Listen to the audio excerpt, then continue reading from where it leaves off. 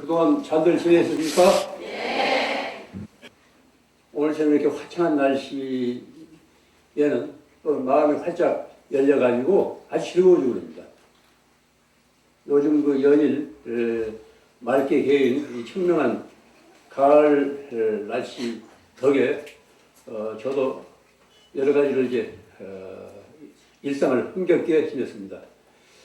그래서 이제 이 빨래줄에 놀면서 곧잘 서정주의 그 푸르는 날이라는 그런 게 시를 두런두런 외우게 돼요. 뭐 잘 아시겠지만 눈이 부시게 푸르는 날은 그리운 사람을 그리워하자. 저기 저 가을 꽃자리 초록이 지쳐 단풍 드는데 눈이 내리면 어이하랴 봄이 또 오면 어이하랴 내가 죽고서 내가 산다면 내가 죽고서 내가 산다면 뭐 이런 시인데 뭐 송창식이 노래도 있죠. 이렇게 이제 두런두런 시를 외우고 있으면은 더 마음이 흥겨워지고 즐거워지고 사는 일이 새삼스럽게 고맙게 여겨집니다. 눈이 부시게 푸른 날은 그리운 사람을 그리워하자.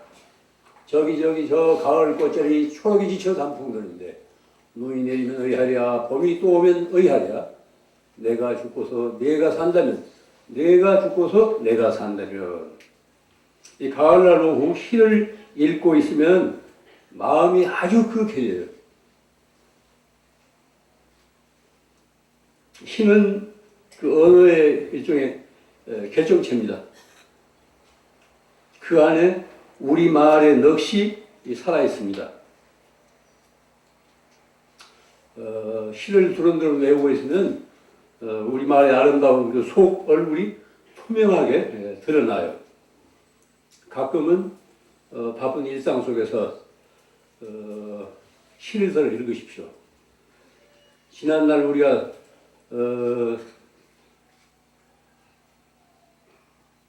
소년이나 소녀 시절, 고등학교 시절, 중고등학교 시절, 선생님은 시절 외웠지 않습니까? 세상 살다 보면 까맣게 묵어가지고 시가 뭔지 소설이 뭔지 산문이 뭔지 운문이 뭔지 거의 모두 망각하고 있지 않습니까? 때로는 그런 그 시를 읽으면서 자기 삶을 새롭게 가꿀 필요가 있습니다. 시를 읽으면은 피가 맑아져요. 무뎌진 감성에 녹이 벗겨집니다. 우리들 뭐 험한 세상 사느라고 우리들 감성이 얼마나 무뎌졌어요. 달이 뜨는지 해가 돋는지 별이 있는지 특히 뭐 도시에서는 뭐 환경 자체가 그러니까 그런데 거의 뭐 무뎌지고 있습니다.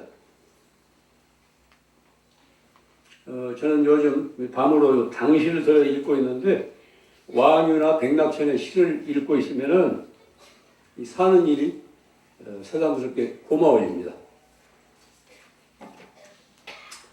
우리는 요즘 눈을 뜨기 무섭게 지겹고 짜증스러운 뉴스에 크게 위축되고 있습니다. 입만 벌리면 우리가 경제 하는데 우리는 과연 가진 것만큼 행복한가? 스스로 물을 수 있어야 됩니다. 많이 가진 사람들은 그만큼 더 행복한가? 그렇다고 해서 많이 갖지 못한 사람들은 다 불행한가요? 이것은 물음을 스스로 자기에게 던져야 됩니다. 외부적인 여건만 가지고 행불행을 평가할 수는 없습니다. 많이 가졌으면서도 살 줄을 모르면 불행하고 적게 가지고 있으면서도 살 줄을 알면 얼마든지 행복하게 살 수 있습니다. 그렇기 때문에 행복과 불행은 외부적인 상황이나 여건에만 있지 않고 내적인 수용 여부에 즉 받아들이는 삶의 자세에 행복과 불행이 달려있다고 할 수 있습니다. 요즘처럼 들려오는 소식에 휩쓸리다 보면은 우리들 자신이 너무 왜소해지고 무격해집니다. 살아가는 일에 자신을 잃고 끝없이 방황하게 됩니다. 그러나 이와 같은 외부적인 현상만이 삶의 전부는 아닙니다. 경제 하지만 경제만이 우리 삶의 전부가 아닙니다. 눈을 안으로 돌리면은 보다 긍정적이고 아름답고 향기로운 영역이 얼마든지 있습니다. 늘 우리가 눈앞의 현실, 밤낮 들려오는 그런 뉴스에만 우리가 귀 기울이고 거기에 매몰하다 보면은 사는 일 자체가 시들해요. 옛 사람들은 어떻게 살았는지 그 자취를 살펴보면은 그 후손인 우리들이 배울 바가 참으로 많습니다. 250여 년 전 서울을 배경으로 활동한 장원이라는 선비가 있습니다. 선비라는 그 당시 지식인이죠. 장원이라는 선비는 그의 평생의 소망이라는 글에서 이런 내용을 담고 있습니다. 그는 인왕산 아래 옥류동 골짜기에 있는 허름한 집 한 채에 마음이 끌려가지고 언젠가 그 집을 사들여서 꾸미고 싶은 소망에 아주 부풀어 있어요. 그 집을 팔려고 내놨는데 집값을 물어보니까 엽전으로 500냥, 500냥이면 250여 년 전 500냥이면 그렇게 하면 큰 돈이 아닌가 봐요. 그래서 이걸 자기가 이제 사가지고 그 꿈을 꾸어요. 집 둘레에는 평소 자신이 좋아하는 나무를 심고 꽃을 가꾸고 채소밭을 일구고 사는 꿈에 그는 늘 부풀어 있습니다. 이 평생 소망의 그 부록에서는 자신이 꿈꾸는 그 이상적인 주거 공간에서 어떻게 살겠다는 그 생활의 모습이 낱낱이 제시되고 있습니다. 내가 누리는 행복, 일상에 쓰는 도구, 늘 하는 일, 귀중하게 여기는 책, 즐기는 경치, 조심할 것 등을 차례차례로 나열하고 있어요. 그 중에서 이제 맑은 복 8가지를 들고 있는데, 그것은 다음과 같습니다. 그 부록에 보면 자기가 말하는 맑은 복 8가지를 들고 있어요. 첫째, 태평시대에 태어난 것. 자기가 태어난 시대가 저단이 없고 아주 태평시대예요. 그러니까 그때가 우리 소위 그 문해부흥기라고 할 수 있는 영정조 시대입니다. 250여 년 전, 다산 이분들이 살고 하던 때예요. 첫째, 태평시대에 태어난 것. 둘째, 서울에 사는 것. 요즘 같은 서울은 뭐 대단한 건 아닌데 250여 년 전 서울은 도성으로서 시골은 너무 여러 가지로 풍경하고 교통수단 같은 것도 요즘같이 안 해서 서울이 아마 살기 좋았던가 봐요. 셋째가 다행히 자기 자신이 다행히 선비축에 낀 거라는 거예요. 어느 정도 이제 교육을 받았다는 거죠. 선비축에 낀 거. 넷째가 문자를 대충 이해하는 것. 겸손한 표현이에요. 문자를 대충 이해하는 것. 다섯째, 산수가 아름다운 곳 하나를 차지하는 것. 아마 자기가 꿈꾸던 옥류동 골짜기 그 집을 아마 사들여서 이런 표현이 나왔는지 모릅니다. 산수가 아름다운 곳 하나를 차지하는 것. 여섯째, 꽃과 나무 1000그루를 가진 것. 대단해요. 꽃과 나무 1000그루를 가지고 있었던가 봐요. 또 일곱째, 마음에 맞는 벗을 얻은 것. 이게 아주 중요한 겁니다. 마음에 맞는 벗이 있다는 사실 든든한 자산이에요. 여덟째, 좋은 책을 소장하는 것. 이와 같이 그 맑은 복 8가지를 들고 있습니다. 지금 이 자리에 계신 여러분들도 각자 내 자신이 어떤 맑은 복을 지금 누리고 있는지 한번 돌이켜 보세요. 일상적인 생활 속에서 정말 내가 조촐하게 지니고 싶은 그런 맑은 복을 한 번씩 있다면 한 번씩 들어보세요. 들춰보십시오. 이 글을 읽으면서 저는 새삼스럽게 제 자신의 처지를 생각하게 됐습니다. 그전에 제가 몇 번 말씀드렸는데 경전이 됐건 글이 됐건 건성으로 객관적으로만 읽고 지나치지 마십시오. 그것을 자기 자신의 삶과 자기 자신의 삶을 그게 그런 거울에 비춰볼 수 있어야 돼요. 그래야 그 경전을 읽는, 그 책을 읽는 의미가 있습니다. 그 경전을 통해서, 그 책을 통해서 자기 자신을 읽는 거예요. 그럼 내 둘레에 무엇이 있는가? 한번 돌아보니까 스승과 마을봇이 될 수 있는 몇 권의 책이 있습니다. 이 고마운 존재들이에요. 스승과 마을봇이 될 수 있는 몇 권의 책을 제가 가지고 있다는 사실이 고맙게 여겨져요. 둘째, 출출하거나 무료해지려고 할 때, 출출하거나 무료해지려고 할 때 마시는 차가 있어요. 내가 산중에서 살면서 차 맛을 모른다면 무슨 재미로 살까? 이런 생각을 문득 하게 돼요. 단지 차만 마시는 것이 아니고 그 차를 통해서 자기 자신을 들여다보고 또 사물을 보고 생각하고 그런 그 여유를 갖게 됩니다. 어떤 삶의 아주 맑은 여백 같은 것이죠. 셋째, 혼자 사는 사람들이 딱딱하고 굳어지잖아요. 걸프사는 그 신경질이나 버리고 내가 굳어지려는 그 삶에 탄력을 주는 음악이 있어요. 물론 다행히 거기는 전기가 들어오지 않는 곳이라서 건전지로 쓰는 조그마한 소리통을 통해서 음악을 들을 수 있어요. 넷째, 내 일동을 기다리는 채소밭이 있다는 사실이 아주 새삼스럽게 고맙게 여겨지더라고요. 책과 차와 음악과 채소밭이 내 삶을 녹슬지 않게 받쳐주고 있다는 그런 사실이 아주 고맙게 여겨졌습니다. 여러분들도 이제 한가한 시간에 자기 삶을 녹슬지 않게 받쳐주고 있는 그런 그 맑은 복이 몇 개나 되는지 한 번씩 점검해 볼 필요가 있습니다. 사람들은 누구나 바쁜 일상 속에서 마음 한구석에는 시간적으로나 공간적으로 한정한 삶을 누리고 싶은 그런 꿈을 지니고 있습니다. 언제 현실로 이어질지 알 수 없는 소망이지만은 미래를 설계하는 그 상상만으로도 현재의 그 삶은 아주 푸푸해질 수 있습니다. 잘 아시다시피 소동파는 송나스의 시인이고 관리였던 소동파는 그의 적벽부에서 이렇게 말하고 있습니다. 저 강물의 맑은 바람과 산중의 밝은 달이여 귀로 들으니 소리가 되고 눈으로 보니 빛이 되는구나. 가지고자 해도 말릴 사람 없고 쓰고자 해도 다할 날 없으니 이것은 천지자연의 무진장이로다.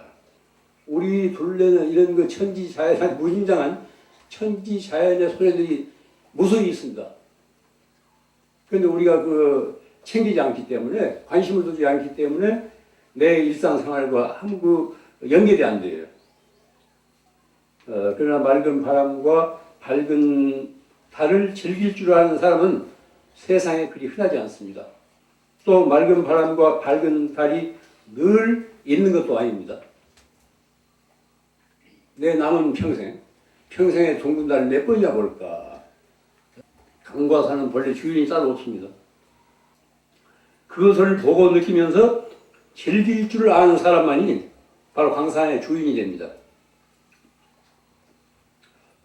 이와 같이 우리 둘레는 우리가 관심을 안으로 기울이면은 우리들의 삶을 보다 풍요롭게 하는 것들이 무수히 있습니다. 이 청명한 가을날 우리는 이렇게 앉아서 이런 그 이야기를 주고받는데 오늘 이기지 못해서 오늘도 자살하는 사람들이 30여 명이 있을 거래요. 목숨처럼 귀하고 소중한 것이 어디 있습니까? 단 하나뿐이에요. 다시 되돌릴 수 없는 거예요. 단 이례적인 겁니다. 그런 목숨을 너무도 소홀히 여기고 있어요. 내팽개치고 있습니다. 자기 혼자만 위해서 살거나 죽는 것은 더 따질 것도 없이 수치스러운 일입니다. 그 자랑스러운 일이 못 돼요. 이유가 개인적으로 봐서는 이유가 어디 있건 간에 자기 혼자만을 위해서 스스로 목숨을 내 던진다는 것은 수치스러운 일입니다. 사람은 혼자만 사는 존재가 아닙니다.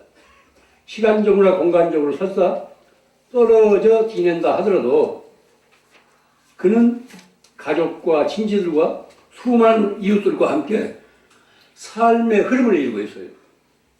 가족과 친지들과 수많은 이웃들과 함께 어떤 삶의 흐름을 이루고 있습니다.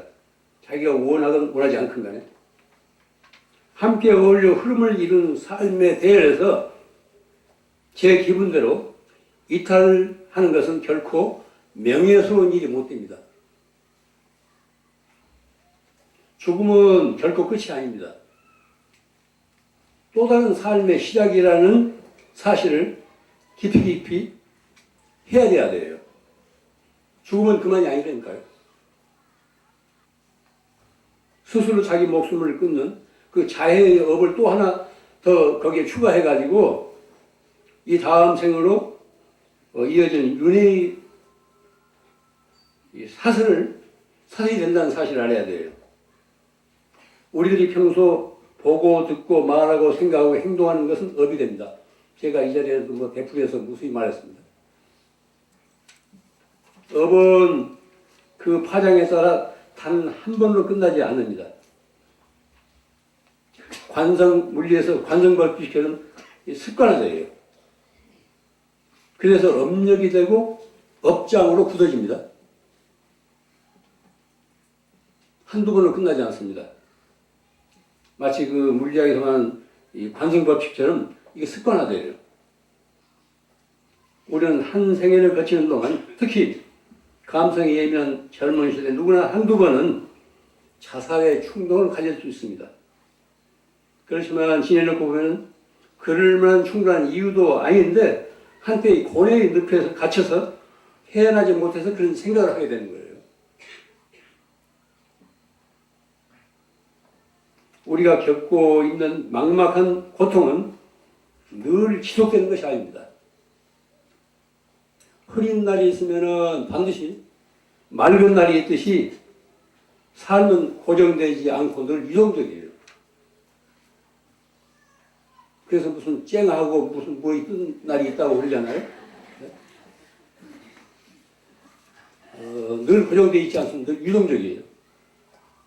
모든 것은 영원하지 않고 늘 변합니다. 외부적인 상황도 변하고 자기 내면적인 생각도 변해요. 우리 생각이 늘 변하잖아요. 어제는 죽고 싶다고 하더니 이제 오늘은 살고 싶어 하고. 자살의 충동을 느낀 사람들은 자신이 겪고 있는 고통이 끝없이 이어질 것 같은 그때의 절망감에서 뛰쳐내리는 거예요. 그건 한때인데, 그 한때예요. 그 상사적으로 봐서는 그 고통이 끝없이 이어질 것 같은 그런 절망감에서 도중 하차하게 되는 거예요. 누구든지 그 한때에 갇혀서 넘어지지 말아야 합니다. 굳은 일이건 좋은 일이건 어디까지나 그것은 한때일 뿐이에요. 우리가 아프거나 또 집안에 어떤 걱정, 근심이 있거나 또 그 밖에 이제 여러 가지 뭐 우환이 있거나 했을 때 영원히 지속될 것 같지만 그건 한때예요. 거듭 말씀드리지만 모든 것은 고정되어 있지 않고 늘 변합니다. 끝으로 제가 한 말씀 덧붙이겠습니다. 어려운 일이 닥쳤을 때 혼자서 해결하려고 하지 마십시오. 다 누구나 세상 살다 보면은 어려운 일에 닥치지 않을 수 없습니다. 그런 경우 혼자서 해결하려고 하지 마십시오. 혼자서는 일방적인 고정관념 때문에 그 늪에서 헤어나기 어려워요. 생각이 맴돌기 때문에 거기서 헤어나기 어렵다니까요. 가까운 친구를 만나서 뭐 그런 친구가 없다면 절이나 교회를 찾아가 짐을 부려놓아야 합니다. 절과 교회는 항상 문이 열려 있어요. 종교는 그런 자문에 응하라고 있는 사회적인 그런 존재입니다. 뭐 이 도량에 있는 행지실, 휴지실도 늘 문이 열려 있기 때문에 어떤 어려운 일이 있고 혼자서 감내할 수 없는 일이 있다면 이 도량에 와서 그 짐을 부려놓아야 됩니다. 혼자서만 해결하라고 하지 마십시오. 그 해결이 기약이 없어요. 만약 자살하기 전에 좋은 친구라든가 어떤 스승이라든가 자기 짐을 부려놓을 수 있는 어떤 대상이 있었다면 그렇게 끔찍한 선택을 하지 않았을 겁니다. 누구든지. 사람은 사는 만큼 살다가 제 목숨이 다하면 누구나 몸을 바꿉니다. 부처가 됐든 부처의 할아버지가 됐든 영원히 사는 사람은 아무도 없잖아요. 제 명대로 살다가 간다고. 마치 헌 차를 버리고 새 차를 갈아타는 것 같습니다. 이것은 지극히 자연스러운 어떤 생명의 현상이에요. 생명의 현상입니다. 그런데 한때의 극단적인 충동에 의해서 말짱한 차를 버리게 되면 새 차는 그 전에 탔던 차만 못하게 돼요.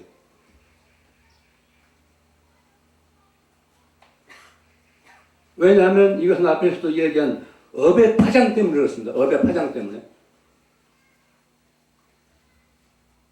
이 몸을 버릴 때 모든 것이 해결될 것 같고 또 세번 받으면 이제 세상에 대해서 말짱할 것 같지만 업이라는 게 영혼을 따라다니잖아요. 그림자처럼. 내가 평소에 보고 듣고 말하고 생각하고 행동했던 그런 업의 찌꺼기들이 설사 이 몸을 버린다 하더라도 이 다음 생애까지 따라온다니까요. 그 업력이라는 그런 겁니다. 업력이라는 게. 가령 아이들이 몇 살 되지도 않으면서 무슨 피아노에 소질이 있다, 무엇에 소질이 있다 하는 것은 금생에 익혀서가 아닙니다. 전생에 익힌 그 잠재력이 어떤 때를 만나서 개발해서 그렇게 되는 거죠.